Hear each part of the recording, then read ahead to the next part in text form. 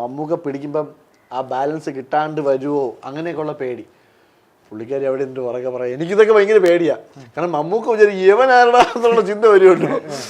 അപ്പം പുള്ളിക്കാരി അവിടെ നിന്ന് പുറകെ പറയില്ലേ, കോൾ വിവേക്, താഴെ വീഴുമ്പോൾ പിടിക്കാൻ വേണ്ടിയിട്ട് വിവേകിനെ വിളിക്കാൻ. ഞാനിത് കേട്ട പാടാ അവിടുന്ന് ഞാൻ ഇറങ്ങി ഓടിയാ ഹോളിന്ന്. ഒരു ദിവസം നമ്മൾ അവിടെ ചെന്ന് വർക്കൗട്ട് ചെയ്യാൻ വേണ്ടി പോയപ്പോഴത്തേക്കും മമ്മൂക്ക ആ ജിമ്മിൽ വർക്കൗട്ട് ചെയ്തോണ്ടിരിക്കുകയാണ്. അപ്പം മമ്മൂക്ക ഇങ്ങനെ എന്നെ നോക്കി. അപ്പം പിന്നെ നമ്മൾ ഒരുമിച്ചാണ് വന്നത്, ഞാനും ദീപ്തിയും കൂടെ. അപ്പം മമ്മൂക്ക എന്നെ ഒരു നോട്ടം നോക്കി. ഈ മമ്മൂക്കയുടെ ഇത്തരം പടങ്ങൾ ചെയ്യാനുള്ള 5-6 പടം ചെയ്തല്ലേ, അത്തരം അവസരങ്ങൾ എങ്ങനെ കിട്ടി? മമ്മൂക്കയുടെ അത് തന്നെ മമ്മൂക്കയുടെ ഞാൻ അതിൽ എനിക്ക് ഏറ്റവും ഓർമ്മ വന്നൊരു സംഭവം എന്ന് പറഞ്ഞാൽ, ഞാൻ ഇതേപോലെ ചോറ്റാനിക്കര ഏതൊക്കെ പടങ്ങൾ പ്രേക്ഷകർക്ക് അറിയട്ടെ, ഏതൊക്കെ പടങ്ങൾ ചെയ്തു? ബസൂക്കയാണ് ഏറ്റവും ലാസ്റ്റ് ചെയ്തത്. പുള്ളിക്കാരൻ സ്റ്റാർ ചെയ്തു, കുട്ടനാടൻ ബ്ലോഗ് ചെയ്തു, അച്ചാദിൻ ചെയ്തു. പിന്നെ ഒരുപാട് സിനിമകൾ ലൊക്കേഷനിൽ പോയിട്ടുണ്ട്. ചെയ്ത സിനിമ എത്രയാ. പിന്നെ ഈ പുള്ളിക്കാരൻ സ്റ്റാറാ ചെയ്തത് ഒരു ഭയങ്കര വലിയ സംഭവമാണ്. അത് ഞാൻ ഇതേപോലെ ചോറ്റാനിക്കര അമ്പലത്തിൽ പോയി തൊഴുതിട്ട് തിരിച്ച് ഞാൻ ജോർജേട്ടനെ വിളിച്ചപ്പോൾ ജോർജേട്ടൻ ഇങ്ങനെ കാക്കനാട് ഷൂട്ട്, അപ്പോൾ ആ ലൊക്കേഷനിലോട്ട് വരാൻ പറഞ്ഞു. അപ്പോൾ ഞാൻ ലൊക്കേഷനിൽ പോയി മമ്മൂക്കനെ പോയി കണ്ട് സംസാരിക്കുകയൊക്കെ ചെയ്യും.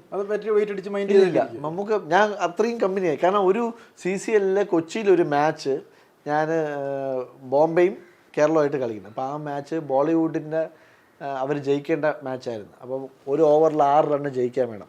ഞാൻ 6 അടിച്ച് കളി ജയിപ്പിക്കുകയാണ് ആ മാച്ച്. അപ്പം മമ്മൂക്ക, ദിലീപേട്ടൻ, ലാലേട്ടൻ, അങ്ങനെ ഒത്തിരി താരങ്ങൾ, പൃഥ്വിരാജ്, ഇവർ ഇങ്ങനെ ഇഷ്ടം പോലെ ആൾക്കാരവിടെ ഉണ്ടായിരുന്നു. അപ്പോൾ ഇവരെല്ലാവരും കൂടെ വന്ന് നമ്മളെ ഭയങ്കരമായിട്ട് കെട്ടിപ്പിടിച്ച് ഭയങ്കര കൺഗ്രാജുലേഷൻസ് ഒക്കെ പറഞ്ഞ് അങ്ങനെ ഭയങ്കരമായിട്ട് നമ്മളെ അനുമോദിച്ച്. അപ്പോൾ അതിനുശേഷം ഞാൻ ഈ മാൻ ഓഫ് ദി മാച്ച് അവാർഡും മേടിച്ചിട്ട് ഞാൻ അപ്പം പെട്ടെന്ന് അവിടെ സ്ഥലം വിട്ട്. അപ്പം ഇവരടുത്ത് ആരടുത്ത് ഒന്ന് നേരിട്ട് കണ്ട് താങ്ക് യു പറയാനോ സംസാരിക്കാനോ സമയമില്ല. അപ്പം ഞാൻ അടുത്ത ദിവസം തന്നെ ഈ ലാലേഷേട്ടൻ ഫോൺ വിളിച്ച്, നീ മാൻ ഓഫ് ദി മാച്ച് അവാർഡും വിട്ടിട്ട് അതുവഴി പോയല്ലേ, മമ്മൂക്ക അന്വേഷിക്കണുണ്ടായിരുന്നു നിന്നെ എന്ന് പറഞ്ഞു. അപ്പം പുള്ളിനെ നേരിട്ട് കാണാൻ പറ്റില്ല എന്നൊക്കെ പറഞ്ഞ് മമ്മൂക്ക അന്വേഷിക്കണുണ്ടായിരുന്നു. ഞാൻ ചോദിച്ചു, ചേട്ടാ എനിക്കും കാണണമെന്ന് ആഗ്രഹമുണ്ട്. അപ്പോഴാണ് മമ്മൂക്കയായിട്ട് ഏറ്റവും അടുക്കാനുള്ള സമയം കിട്ടണം. ഞാൻ ചേട്ടാ എനിക്കും കാണണമെന്ന് ആഗ്രഹമുണ്ടെന്ന് സംസാരിക്കണമെന്ന് ആഗ്രഹമുണ്ട്. അപ്പോൾ ഞാൻ മമ്മൂക്കയെ കൊടുക്കാം, ഫോൺ കൊടുക്കാമെന്ന് പറയും. അപ്പോൾ ചേട്ടാ വേണ്ട. അപ്പോൾ എനിക്ക് പേടി. ഞാൻ വേണ്ട ഞാൻ നേരിട്ടൊന്ന് കണ്ടോളാന്ന് പറഞ്ഞു. അതൊന്നുമില്ല, മമ്മൂക്ക വിളിക്കാൻ പറഞ്ഞിട്ടാണെന്ന് പറഞ്ഞിട്ട് അപ്പം അങ്ങനെ മമ്മൂക്കയുടെ ഫോൺ കൊടുത്തു. അപ്പം മമ്മൂക്ക സംസാരിച്ച്. അപ്പം അടുത്ത മാച്ചിനും നമുക്ക് കൊച്ചിയിലാണ് പ്രാക്ടീസ് നമ്മുടെ ഈ CCLൻ്റെ. പക്ഷെ അത് ഒരാഴ്ച കഴിഞ്ഞിട്ടേ ഉള്ളൂ പ്രാക്ടീസ്. അപ്പം മമ്മൂക്ക ചോദിച്ച് എവിടെയാണ്? അപ്പം ഞാൻ ഇങ്ങനെ ട്രിവാൻഡ്രത്താണ്. അപ്പം എന്നാൽ കൊച്ചിയിൽ എന്നാ വരണമെന്ന് ചോദിച്ചു. അപ്പോൾ എൻ്റെ വായിന്ന് അറിയാണ്ട് പറഞ്ഞു, ഞാൻ നാളെ കൊച്ചിയിൽ വരുന്നുണ്ട് എന്ന് പറഞ്ഞു. എന്നാൽ നാളെ നീ ലൊക്കേഷനിലോട്ട് വാ, നമുക്ക് നേരിട്ട് കാണാം എന്ന് പറഞ്ഞു. അപ്പം ഞാൻ അറിയാതെ പറഞ്ഞു പോയതാണ്. കാരണം ഇനി പിന്നെ നമുക്കൊരു ഓപ്പർച്യൂണിറ്റി കിട്ടണമെന്നില്ല. അടുത്ത ദിവസം ഞാൻ ആ നിമിഷം തന്നെ വീട്ടിൽ നിന്ന് ഡ്രസ്സൊക്കെ പാക്ക് ചെയ്ത് നേരെ കൊച്ചിയിൽ വച്ച് പിടിച്ച് അടുത്ത ദിവസം തന്നെ ഞാൻ മമ്മൂക്ക, അപ്പോൾ ഇമാനുവൽ എന്ന് പറഞ്ഞ സിനിമയുടെ ഷൂട്ടിംഗ് നടക്കുമായിരുന്നു. ഞാൻ നേരെ മമ്മൂക്കയുടെ ലൊക്കേഷനിൽ പോയി മമ്മൂക്കനെ കണ്ട് അവിടെ വെച്ചാണ് ആദ്യമായിട്ട് മമ്മൂക്കയായിട്ട് പരിചയപ്പെടുന്നത്. അടുത്ത മറ്റൊന്ന് ലൊക്കേഷനിലൊക്കെ പോകും കാണുമെന്നുള്ളതല്ലാണ്ട് പരിചയപ്പെട്ട് സംസാരിച്ചില്ല. ഇത് ആദ്യമായിട്ട് സംസാരിച്ച്. അപ്പം അടുത്ത നീ നന്നായിട്ട് കളിച്ചു, ഭയങ്കര രസമായിരുന്നു നിൻ്റെ കളി കാണാൻ എന്നൊക്കെ പറഞ്ഞ് മമ്മൂക്ക കുറേ സംസാരിച്ച്. എത്ര നാളായിട്ട് ക്രിക്കറ്റ് കളിക്കുന്നുണ്ട്, ഇനി അടുത്ത മാച്ച് ആരുമായിട്ട്, എവിടെ വെച്ചാൽ കളി, ഇങ്ങനെ കുറേ കാര്യങ്ങൾ സംസാരിച്ച്. അപ്പം അതിനുശേഷം മമ്മൂക്ക പറഞ്ഞപ്പം ഞാൻ കണ്ട് എനിക്ക് ഒന്നും വായന വരണില്ല. അപ്പോൾ സംസാരിച്ച് അതെല്ലാം കഴിഞ്ഞിട്ട് ഞാൻ പറഞ്ഞു, സാർ ഞാൻ ഇറങ്ങുവാണ്, നീ എവിടെ പോകണമെന്ന് ചോദിച്ചു. ഞാൻ പറഞ്ഞില്ല, ഞാൻ റൂമിലോട്ട് പോവാണെന്ന്. ഉച്ചയ്ക്ക് ഇവിടെ നല്ല ബിരിയാണിയൊക്കെ ഉണ്ട്, അതൊക്കെ കഴിച്ചിട്ട് പോവാം എന്ന് പറഞ്ഞു. അപ്പം ശരിയെന്ന് പറഞ്ഞ് പിന്നെ അവിടെ വെയിറ്റ് ചെയ്ത് മമ്മൂക്കയാണ് അപ്പം ബിരിയാണിക്ക്. അന്നപ്പം ഈ റംസാൻ്റെ എന്തോ ചടങ്ങൊക്കെ ഉണ്ടായിരുന്നു. അപ്പം അന്ന് മമ്മൂക്കയാണ് ബിരിയാണിയൊക്കെ വിളമ്പി തന്നത്. അവിടെ നിന്ന് ബിരിയാണിയും കഴിച്ച് അതല്ല. അപ്പം അന്ന് മുതലാണ് സംസാരിക്കാനുള്ള ഒരു അവസരം കിട്ടുന്നത്.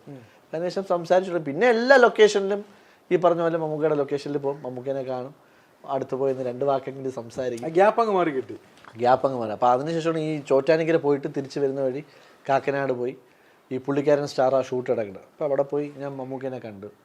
അപ്പം മമ്മൂക്ക കണ്ടിട്ട് നീ എപ്പോൾ എത്തി എന്നൊക്കെ ചോദിച്ചു. ഞാൻ ഇങ്ങനെ അമ്പലത്തിലൊക്കെ പോയിട്ട് വരുന്ന വഴിയാണ്, മമ്മൂക്കനെ കൂടെ കണ്ടിട്ട് പോകാമെന്ന് വിചാരിച്ച് വന്നു. ഞാൻ സാറിനാണ് വിളിക്കുന്നത്, മമ്മൂക്കാന്ന് ഇതുവരെ വിളിച്ചിട്ടില്ല.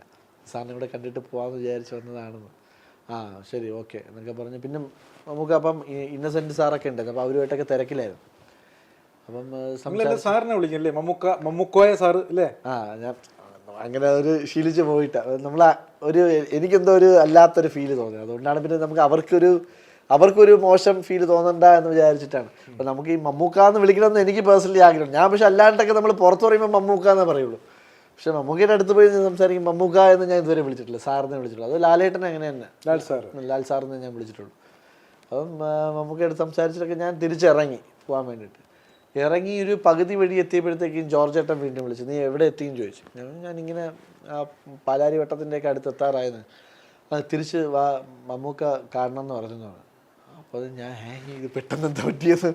അപ്പോൾ തന്നെ വണ്ടി വളച്ച് പിന്നെ പറന്ന് അവിടെ നേരെ ലൊക്കേഷനിൽ വീണ്ടും എത്തി.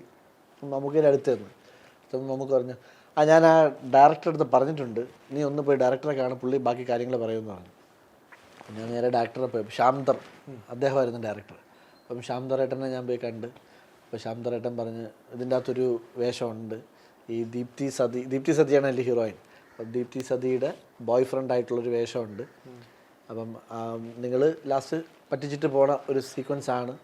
അപ്പം കുറച്ച് ഇൻറ്റിമേറ്റ് സീൻസും കാര്യങ്ങളൊക്കെ, ഇൻറ്റിമേറ്റ് സീൻസ് പറഞ്ഞാൽ അങ്ങനെയല്ല, കുറച്ച് നിങ്ങൾ ലൈനായിരിക്കുന്ന ലവ് ആയിരിക്കുന്ന കുറച്ച് സമയങ്ങളും കാര്യങ്ങളൊക്കെ ഉണ്ട്. അപ്പം കഥകൾ പറഞ്ഞു തരും, എൻ്റെ സംഭവങ്ങൾ പറഞ്ഞു തരും, ഡേറ്റും പറയാമെന്ന് പറഞ്ഞു.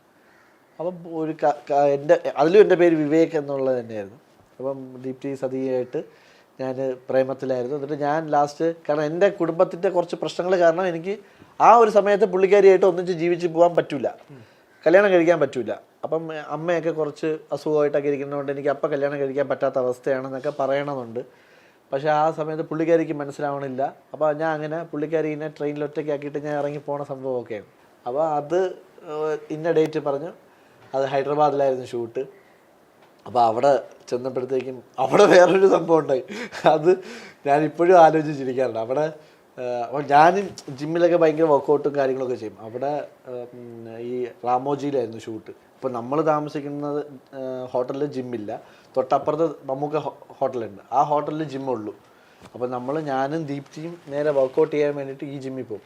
ഒരു ദിവസം നമ്മൾ അവിടെ ചെന്ന് വർക്കൗട്ട് ചെയ്യാൻ വേണ്ടി പോയപ്പോഴത്തേക്കും മമ്മൂക്ക ആ ജിമ്മിൽ വർക്കൗട്ട് ചെയ്തുകൊണ്ടിരിക്കുകയാണ്. അപ്പം മമ്മൂക്ക ഇങ്ങനെ എന്നെ നോക്കി. അപ്പം പിന്നെ നമ്മൾ ഒരുമിച്ചാണ് വന്നത്, ഞാനും ദീപ്തിയും കൂടെ.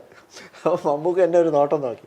ഏകദേശം ഞാൻ മമ്മൂക്കയുടെ കൂടെ വർക്കൗട്ട് ചെയ്ത് അത് കഴിഞ്ഞിട്ട് മമ്മൂക്ക പോയി. അപ്പോൾ നമ്മൾ രണ്ടും വർക്കൗട്ട് ചെയ്ത് അത് കഴിഞ്ഞിട്ട് നമ്മൾ തിരിച്ച് നമ്മുടെ റൂമിൽ പോയി. അടുത്ത ദിവസം ഷൂട്ട് ലൊക്കേഷനിൽ ചെന്നു. അപ്പം ലൊക്കേഷനിൽ ചെന്നപ്പോഴത്തേക്കും മമ്മൂക്ക അവിടെ ഉണ്ട്. അപ്പം ഈ സീക്വൻസ് എന്ന് പറഞ്ഞാൽ ട്രെയിനിൽ നിന്ന് ഞാൻ ദീപ്തി സതീനെ പോയി ട്രെയിനിൽ പോയിരുന്ന് കണ്ട് അപ്പം ദീപ്തി പറയും, ഞാൻ നിനക്ക് വേണ്ടിയിട്ട് ഞാൻ വീട് വരെ വിട്ട് വന്നിരിക്കുകയാണ്. അപ്പം ഞാൻ പുള്ളിക്കാരുടെ ബാഗ് എല്ലാമായിട്ട് പ്രിപ്പയർ, ഞാൻ ബാഗൊന്നും എടുക്കാണ്ട് ആണ് ഞാൻ ചെല്ലണം. അപ്പം നീ എൻ്റെ കൂടെ ഈ സമയത്ത് വന്നേ പറ്റുള്ളൂ. അപ്പോൾ അത് അപ്പുറത്തെ സൈഡിൽ ചെയ്ത് മമ്മൂക്ക ഇതെല്ലാം നമ്മുടെ സംസാരങ്ങളും എല്ലാം കാണുകയാണ്. അപ്പോൾ ഞാൻ ഇടയ്ക്ക് മമ്മൂക്കേനെ ശ്രദ്ധിക്കുന്നുണ്ട്. അപ്പം ഞാൻ പറഞ്ഞു, ഇപ്പം എനിക്ക് പറ്റില്ല, വീട്ടിലെ അവസ്ഥ അങ്ങനെയാണ്, നീ ഇപ്പോൾ തിരിച്ച് വീട്ടിൽ പോ എന്നൊക്കെ പറയുന്നുണ്ട്. ഇല്ല, ഞാൻ നിന്നെ വിടില്ല, ഞാൻ ഇനി വീട്ടിലും പോവില്ല എന്ന് പറഞ്ഞാൽ പുള്ളിക്കാരി ഇങ്ങനെ ടൈറ്റായിട്ട് പിടിക്കുന്നുണ്ട്.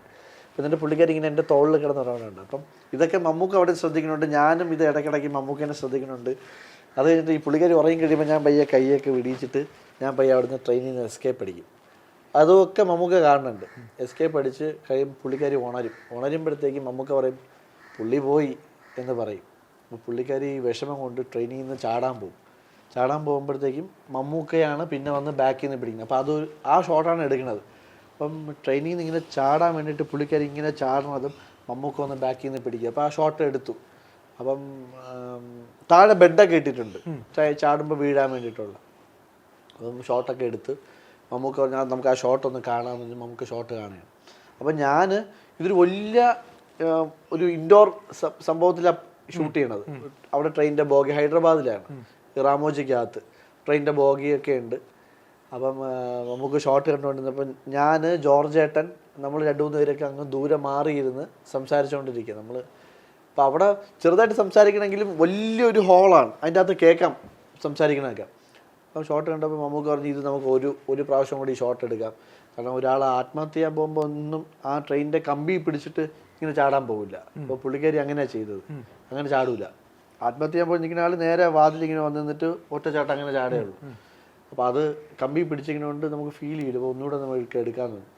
അപ്പോൾ രണ്ടാമത്തെ ഷോട്ട് എടുക്കുന്ന സമയത്ത് ഇതേപോലെ മമ്മൂക്ക ബാക്കിൽ ഒന്ന് പിടിക്കാൻ വേണം. അപ്പം പുള്ളിക്കാരി ഇവിടെ എന്നിട്ട് താഴെ ബെഡൊക്കെ ഇട്ടിട്ടുണ്ട്. പുള്ളിക്കാരിക്ക് വീഴുമ്പോൾ ഒരു പേടി, എന്നാലും മനസ്സിൽ നീ എന്തെങ്കിലും പറ്റുമോ വീഴുമോ, ഇപ്പം മമ്മൂക്ക പിടിക്കുമ്പം ആ ബാലൻസ് കിട്ടാണ്ട് വരുമോ, അങ്ങനെയൊക്കെയുള്ള പേടി.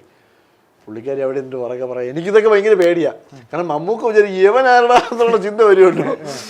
അപ്പം പുള്ളിക്കാരി അവിടെ നിന്ന് ഉറക്കെ പറയില്ലേ, കോൾ വിവേക് താഴെ വീഴുമ്പോൾ പിടിക്കാൻ വേണ്ടിയിട്ട് വിവേകിനെ വിളിക്കാൻ. ഞാനിത് കേട്ട പാടാ അവിടുന്ന് ഞാൻ ഇറങ്ങി ഓടിയാ ഹോളിന്ന്. കാരണം മമ്മൂക്ക വിചാരിക്കില്ലേ അപ്പൊ ഇത് ഞാൻ പിടിച്ചാൽ നിൽക്കൂലേ എന്നുള്ള തോന്നല് മമ്മൂക്കയ്ക്ക് വരൂലേ. അയ്യോ ഞാൻ ഇറങ്ങി ഓടിക്കളഞ്ഞ അവിടുന്ന്. പക്ഷെ അത് കഴിഞ്ഞിട്ട് കുറെ കഴിഞ്ഞിട്ട് ഞാൻ പിന്നെ അകത്ത് ചെന്നത്. പക്ഷെ മമ്മൂക്ക ഇതൊന്നും മമ്മൂക്കയുടെ മൈൻഡിലേ ഇല്ല കേട്ടോ. അദ്ദേഹം എന്നെ കണ്ടപ്പോൾ പറഞ്ഞ് പിന്നെ അവളെ അന്വേഷിക്കണുണ്ടായിരുന്നു വീഴുമ്പോ പിടിക്കാൻ വേണ്ടിയിട്ട്. ഞാൻ ഇത് ഇവിടെ കേട്ടപ്പോ എനിക്ക് എന്റെ കംപ്ലീറ്റ് കിളിയും പോയി.